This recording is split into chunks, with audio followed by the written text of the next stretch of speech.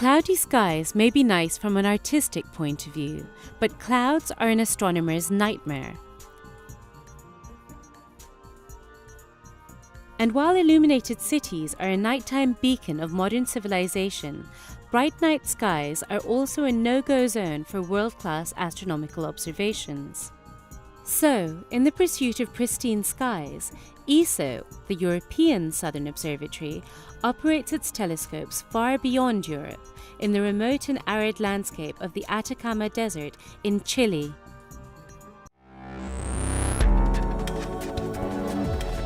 This is the ESOcast, cutting-edge science and life behind the scenes of ESO, the European Southern Observatory, exploring the ultimate frontier with our host Dr. J, aka Dr. Joe Liska. A top-class site for astronomical observations must meet several criteria. To begin with, of course you need a sky that is free of clouds pretty much all year round. But in addition to that, you also need excellent atmospheric conditions as well as very dry air with as little water vapor content as possible. And this is exactly the kind of environment that you find in the Atacama Desert in Chile.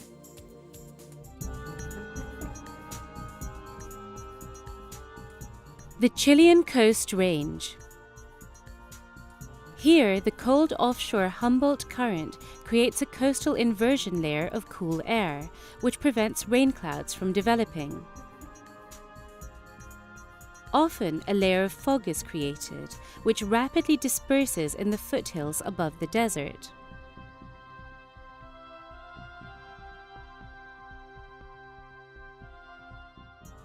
A view from the Paranal Observatory towards the Pacific Ocean clearly shows the top of the cloud layer. In addition to the coastal inversion layer, a region of high pressure in the southeastern Pacific Ocean creates circulating winds, forming an anticyclone, which helps to keep the climate of the Atacama dry. The Andes lie to the east, acting as a natural barrier for clouds coming from this direction. So all the possible paths for moisture to reach the Atacama Desert are literally blocked. This results in extremely dry air and clear blue skies, ideal conditions for astronomical observations. But we're not done yet with our checklist of ideal observing conditions.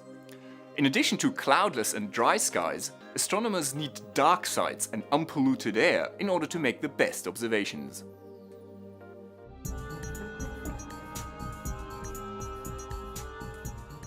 In most places, the world at night is far from being a dark place, and the light pollution caused by modern civilization can easily be spotted.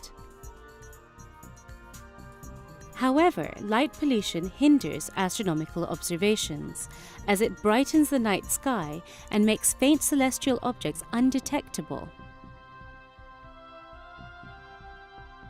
Only in places that are far from any cities, like some regions in the Atacama Desert, is the night sky pitch black.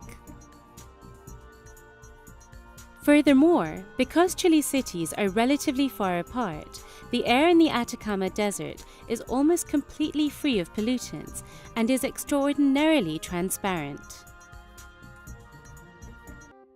Now, astronomical observations are disturbed by the turbulent motions of pockets of air in the atmosphere.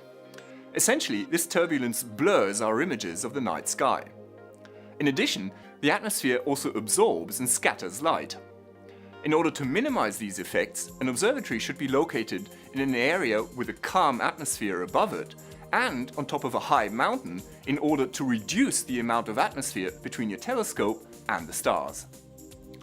Once again, the high-altitude Atacama Desert fits this description perfectly.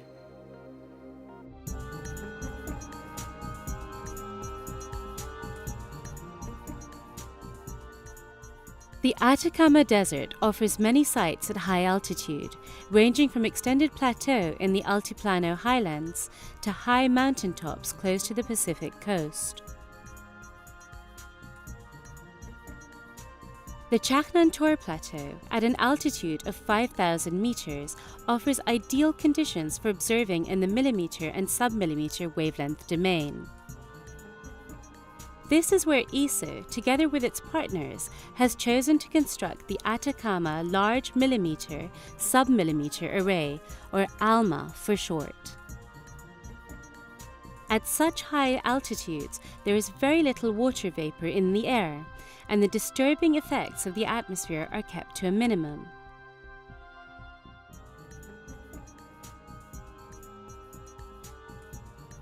Cerro Paranal is an isolated mountain in the Atacama Desert, only 12 kilometers inland from the Pacific coast. This is the home of ESO's Very Large Telescope, which makes good use of Cerro Paranal's approximately 320 cloud-free nights each year. Further inland, within sight of Paranal, another mountain has been identified as an ideal place to conduct astronomical observations, Cerro Armazones. This will be the future site of ESO's Extremely Large Telescope, or the EELT for short. The Mars-like landscape of the Atacama Desert is really a wonderful gift of nature. Its unique climate makes it a first-class location for ESO's powerful telescopes, so that night after night, astronomers can observe the crystal clear skies. This is Dr. J signing off for the ESOcast. Join me again next time for another cosmic adventure.